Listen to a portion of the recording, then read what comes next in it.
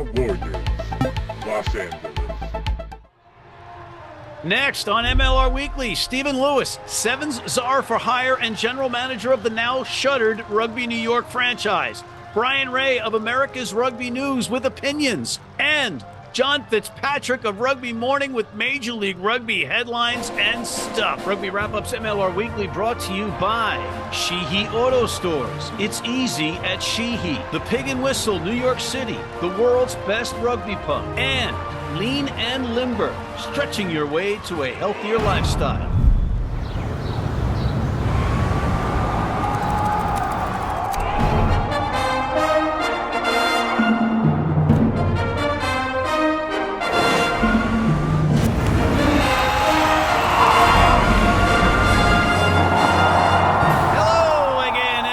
To MLR Weekly as presented by Rugby Wrap-Up. Matt McCarthy in New York City. Happy New Year, everybody, and thank you for joining us again. We have a great new show for a great new year. We got more in 24 for you, and we're going to kick it off with a guy that loves jackets like the one I'm wearing, Stephen Lewis, the general manager or former general manager of the now defunct Rugby New York side. It's still awkward for me to say that and not have my head implode. We also have Mr. Bryan Ray, whose head has also not imploded yet, despite the fact that his Toronto Arrows have gone down. And we have none other than a person filled with glee before that with his recurring segment, Rugby Morning's Coffee Break, none other than John Fitzpatrick. John, welcome back to MLR Weekly and Happy New Year. Hey, Matt, I hope you had a great year. Looks like the 2024... the budget for wardrobe did not go up at all, because that is one doozy of a jacket. Well, you just insulted me and our guest today, Steve Lewis, because obviously you have no sense of haute couture. But I will say, it looks like the investment on hair plugs has paid off, because they are coming in nicely. Is it? Good. Because Yeah. That's pretty much where all the money went. All right. What do you got for us? 2024, I'm feeling feisty. MLR, regular season. And if you're an Old Glory DC fan, you got to be happy about the recent pickup. They just signed Tyler Rowland, former Toronto Arrows, propping up that forward pack there. Another great signing by Old Glory DC. They also picked up a couple of guys in that New York-Toronto dispersal draft. I don't want to cover it too much, but they signed wing Ishmael Shabazz. What a great name. I got to say, though, Matt, if you're a San Diego Legion fan, you've got to be pretty happy about how this offseason has shaken out. Not only have they added, restocked, retooled, reloaded, how about Chris Matino coming over? What do you think of that? I think it's a great pickup. He's a very versatile player, quiet, steady, calm. His demeanor doesn't change. I just want to know where the caps are on these teams. Well, it's funny you bring up cap space, because I gotta wonder how much space they had for your boy, Matt Giteau. I mean, I know that was right over the Christmas holidays, but what about a nice little gift there? Mate, least expected, mate. Least expected, mate. Listen, maybe he's got a piece of the club now. Who knows? But he is an older Matt Giteau. He didn't play last year. He's coming out of retirement to play. But it is sunny Southern California. They are playing on grass. I want to know when he hits the turf in Chicago in March if he feels that was a wise decision. But it's an exciting thing for fans, certainly. And it brings some more eyeballs from across the seats. Next! But before we jump away from San Diego Legion, Matt, I know we've asked this question a couple of times, but with Giteau coming back, does that mean your other boy, Mananu's going to come back? How many boys do I have here? Is he coming back? That's all I want to know. I think he's coming back. Yeah. According to Isaac Ross, when I spoke to him after they lost that match, and Nanu stared a death stare into my eyes when I asked him how he was doing, I still think that he's not done. He's got unfinished business in San Diego. And if he comes back in the shape that he was in last year, that's going to be a great thing for San Diego. Next! I know we keep talking about the San Diego Legion, but Charlie Hewitt, you may remember him from your days. And Greg Peterson. And Greg Peterson. You just added 2 6'8" guys. They don't come on trees, these trees. You know what I'm saying? And Greg Peterson is going to be so happy to be. He just played a 2 games in a row in Scotland, in Glasgow, and in Edinburgh in freezing, sideways blowing rain. When he gets to San Diego, it's going to be like he's reborn. He's going to be 10 years younger.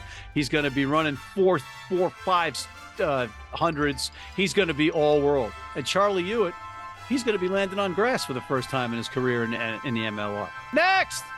Well, Matt, 8 teams this year are going to make the MLR playoffs. Okay, so that's the vast majority of the league, right?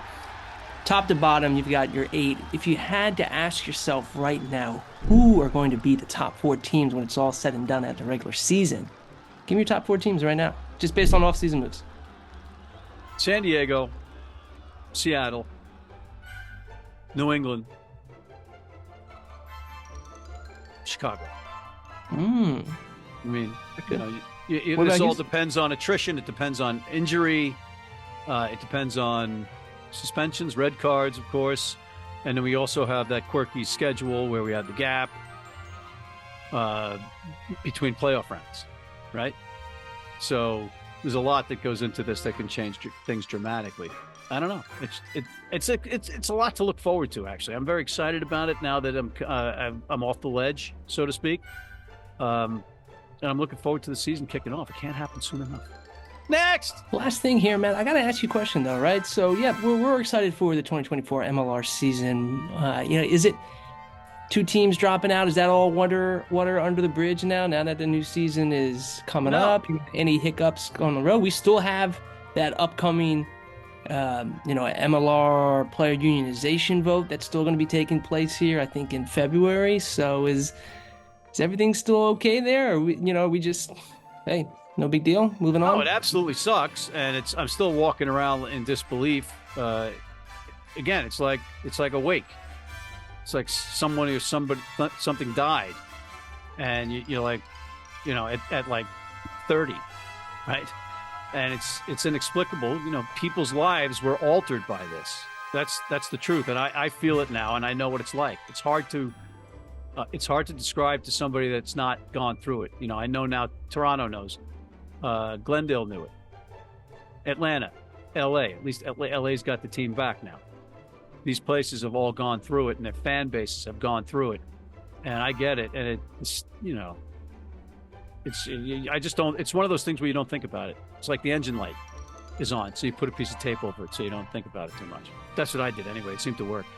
Next! Matt, one last thing here. I got to close out on this. I'm very excited that the LA team has finally released their branding. I don't know if you saw this. There are a couple of folks who think that LA logo looks like something else. You picking up anything? I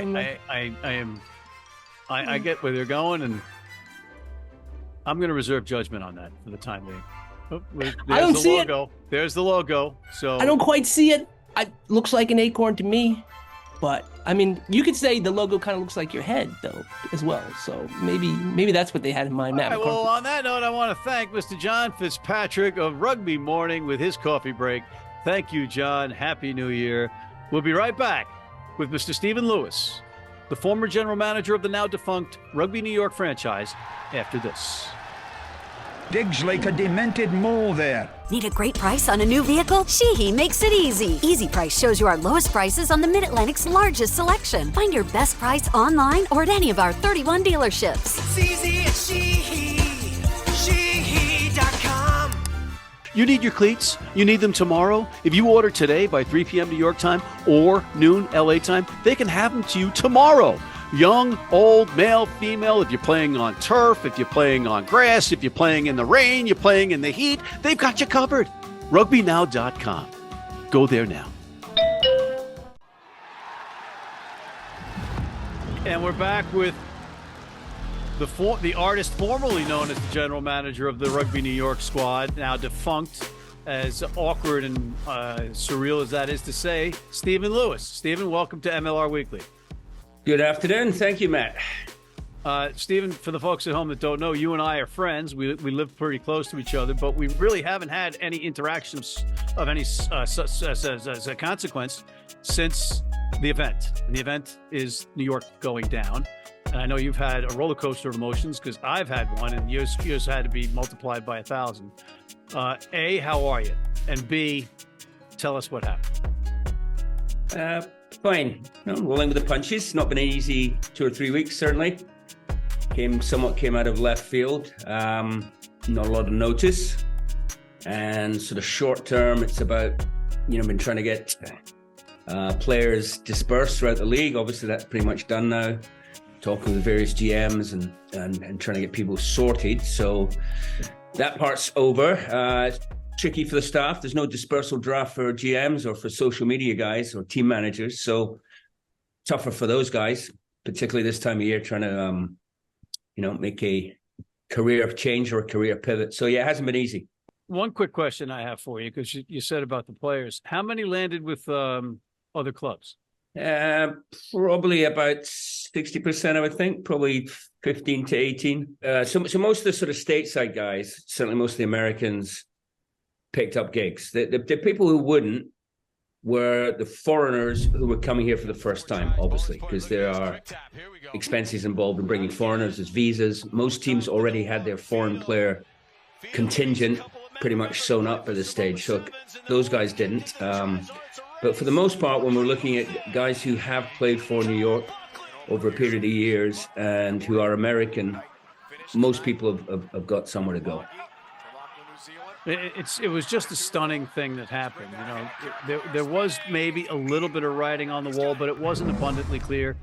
And optimistically speaking, I thought that there might be a deal happening, but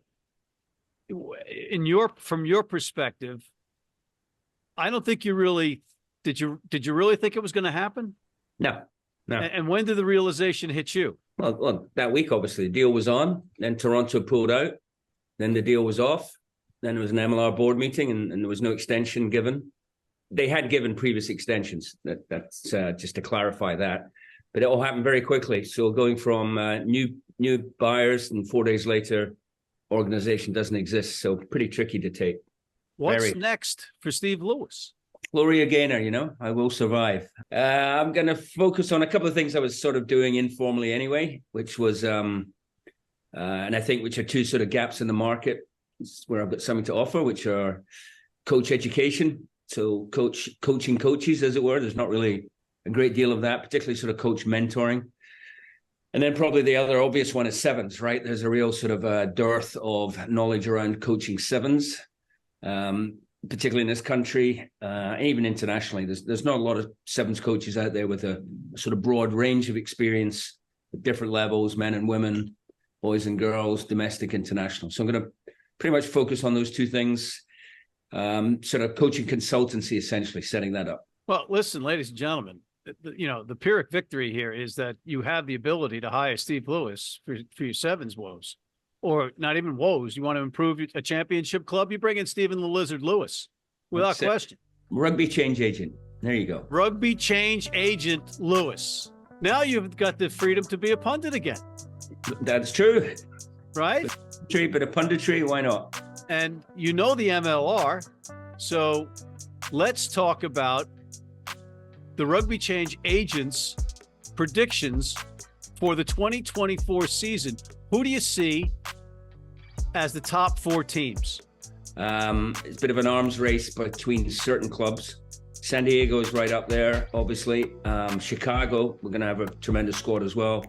And can't look past Seattle. So those would be my top 3. I think Houston are also going to be a tough squad. And then obviously my buddy Fitzy and Nola, I think they might surprise a few people. So I think the 4th will come out of those 3. And how do you rate Miami?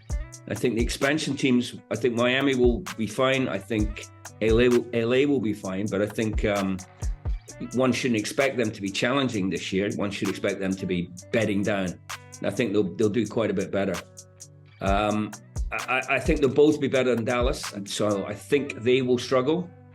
They'd probably be my wooden spoon selection if you want me to go in that direction as well. The wooden spoon, ladies and gentlemen, is a dubious distinction or award. If you come in last, you get the wooden spoon. Just look at Italy and the Six Nations and you'll know what we're talking about.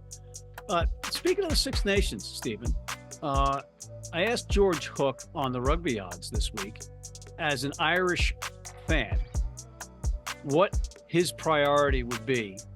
Would it be his team winning the URC? Would it be his team winning the European Champions Cup or the Investec Champions Cup?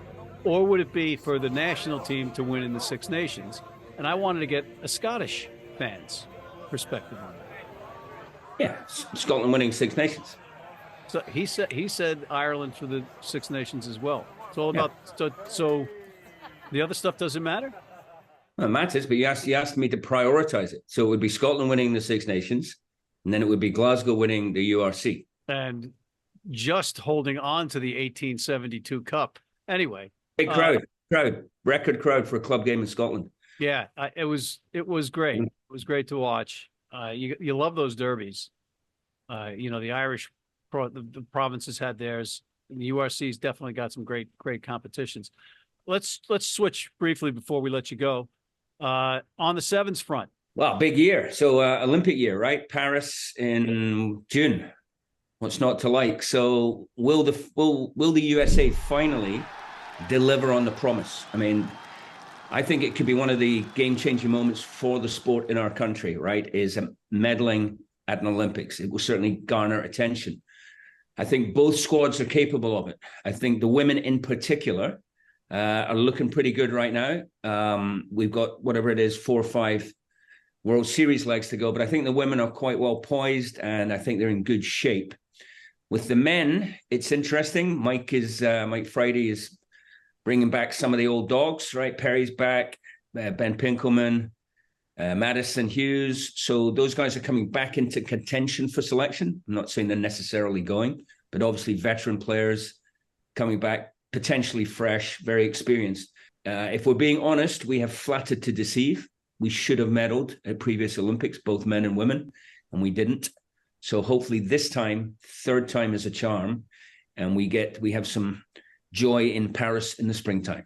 And are you going down to the camp?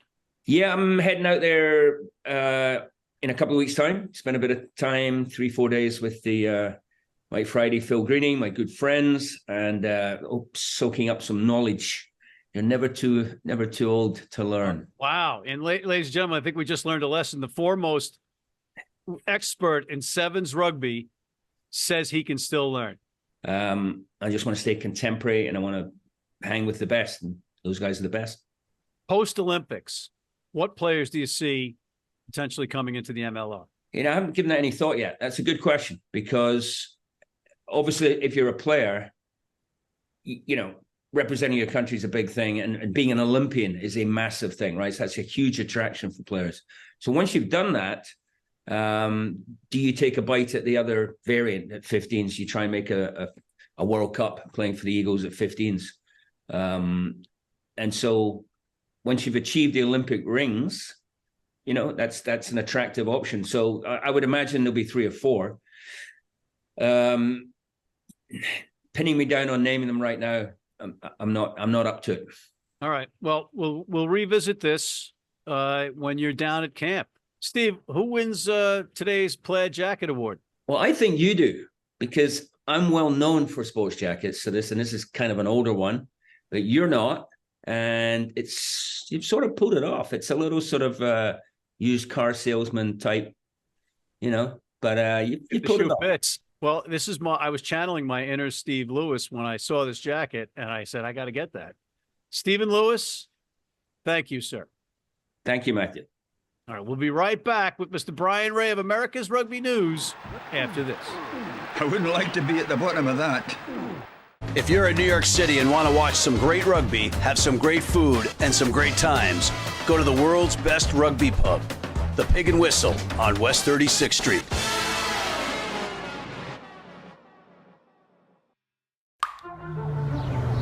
This is the Rugby Odds, where an unlikely pundit panel of a wordsmith, a WWE legend, a rugby star, and a supermodel scour the globe, seeking best bets and bad behavior. Are you not entertained?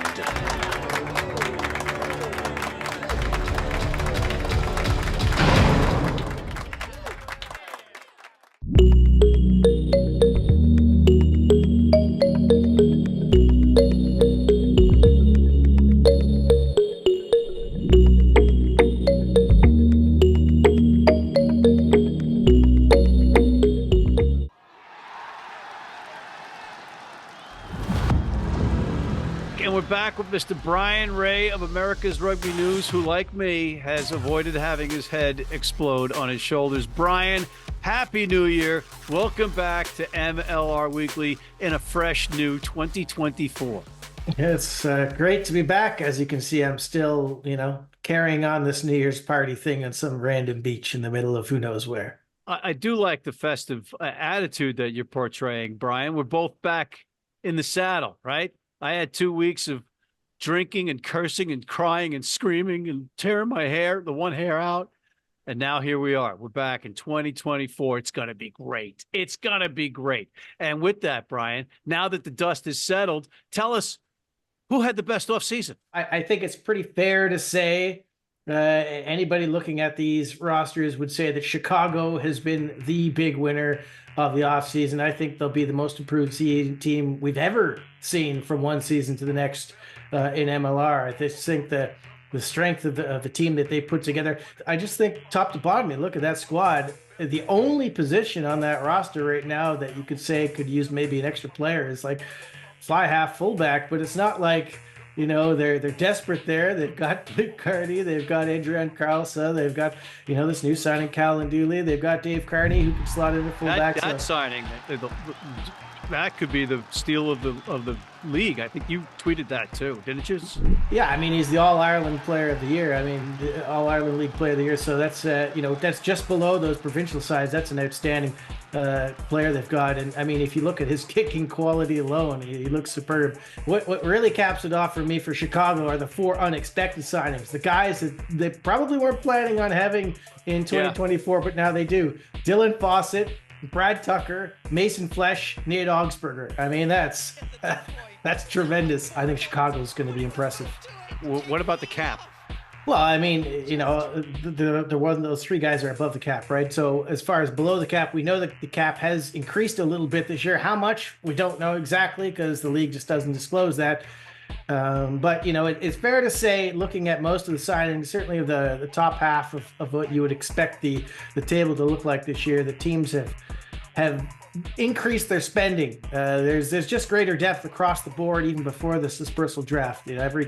Just about every team has better, even the lower ones. Even we've kind of poked, had a little poke at Dallas, but they've even made some incremental improvements in terms of depth on their roster. So I just think that overall this season, even though we've lost a couple teams, I think the quality of the rugby we're going to be seeing is going to be a step up. It has to 2023.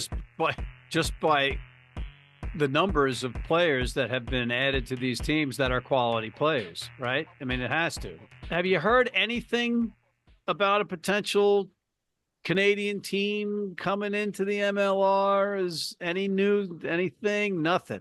No, and I got to be honest, I think it's going to be a little while before we do see any kind of movement on that. If people were really interested in propping up a Toronto side, they would have done it. They would have kept the Arrows and just invested there. And in BC, it just seems like the climate, for whatever reason, people aren't interested in sinking their money into a team. So the team we are seeing that's coming through is this Vancouver Highlanders project from Curry Hitchborn, which seems to be some kind of a semi-pro outfit he's putting together and kind of testing the waters with. We'll see what happens with that when they get going this summer. But as far as a full-on professional MLR side, no. We are hearing rumors that there could be a Super Rugby Americas team for Canada coming possibly next season. That would be 2025, and I'm assuming that would be funded.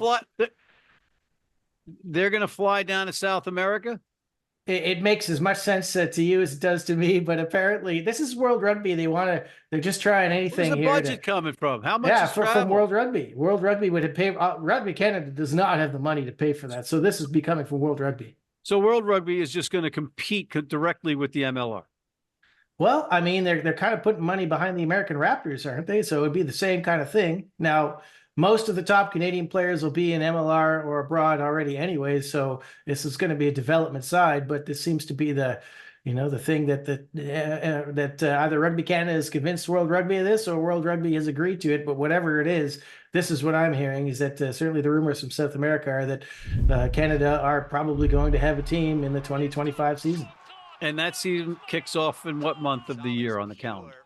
February. It'd be directly Canadian team will be playing on the road for 8-9 weeks.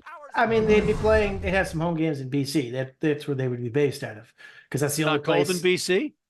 It won't be super balmy, but you're a Canadian. You're the wrong person to talk about this too. The logic that is completely lost in this blessed game of rugby is astounding. It's just astounding. But, all right, we can't afford to have a team go to Boston, but we're going to have a team go down to Chile, right, on a consistent basis. Did Super Rugby, the first iteration, not tell you, okay, South Africa, Australia, New Zealand, and Japan and Argentina doesn't work? Yeah, it's an odd one. Just finally. And I know we're going to have plenty of time to talk about this, but right now,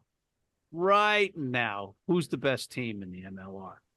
I'm inclined to say that New England is still going to be the team to beat heading into this season. The defending See what Free Gear does, Fitzgerald? You see what Free Gear does? Yeah.